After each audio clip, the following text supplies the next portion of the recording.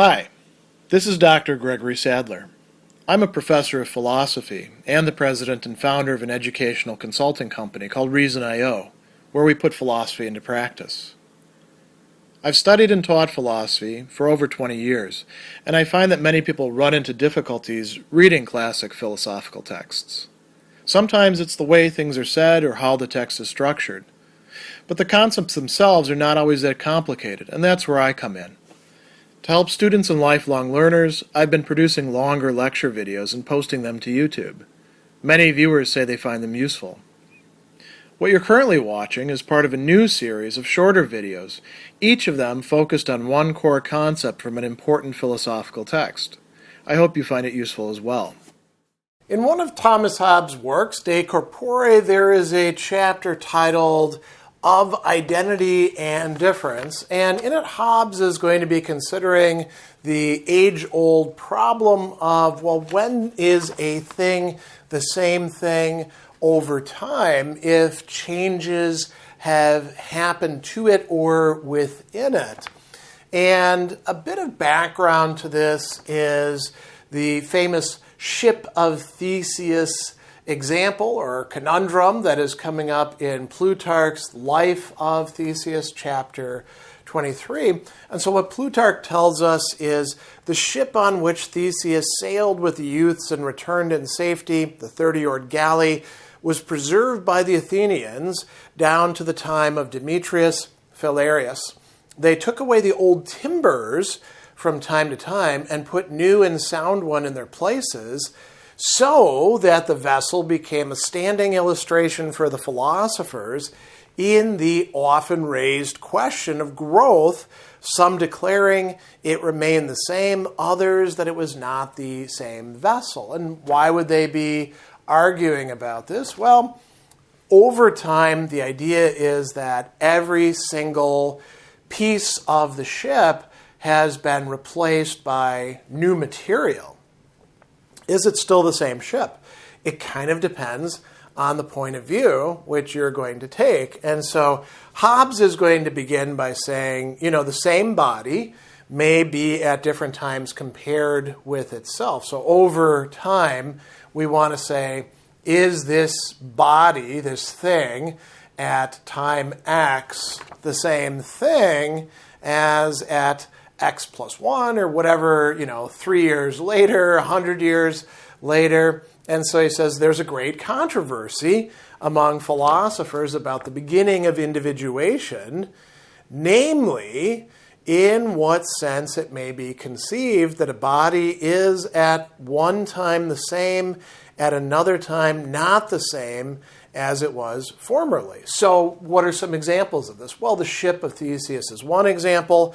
We could also talk about a human being, whether a man grown old be the same man he was while he was young, or is he another man?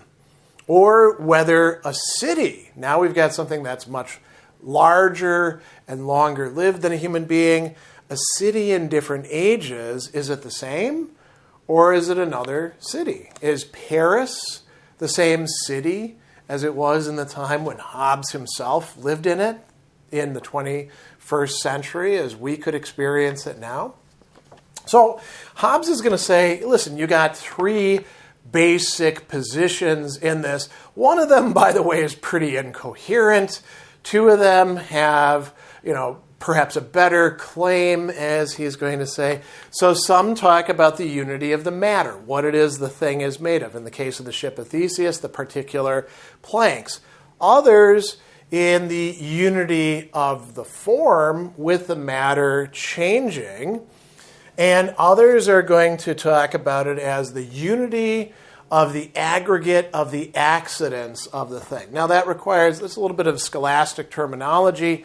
The accidents, we could say, are the qualities of what it is that we take the thing to be, the thing that we think is a substance, right? So That one, Hobbes is going to say, actually, we don't have a good instance or example. Why? When any new accident is generated, a new name is imposed on the thing. So the person who assigned this cause of individuation thought the thing itself was become another thing. So that's kind of a non-starter here. What about the other two? Well, a lump of wax. You can take a lump of wax and you could make it into a sphere, as he says, or a cube, or you could extend it into a long thing. You could turn it into a bottle. It's still the same wax, right? Hobbes will later bring up water and say, the water from the ocean, if we're just focusing on water and you've got the same water, there's no real change. Unity of form, well, an infant to an old man. None of the matter is the same. Everything has been changed, sort of like the Ship of Theseus, and yet we still say it's the same person, right? It's the same numerical man. And Hobbes points out, there's some problems with these. One of them is pretty incoherent. The others, according to the first opinion, a person who sins and is punished would not be the same person by reason of the perpetual flux and change of the man's body, or a city that makes laws and then changes because of the, changes in its composition. It's not the same city anymore. So that would be a problem to hold that view.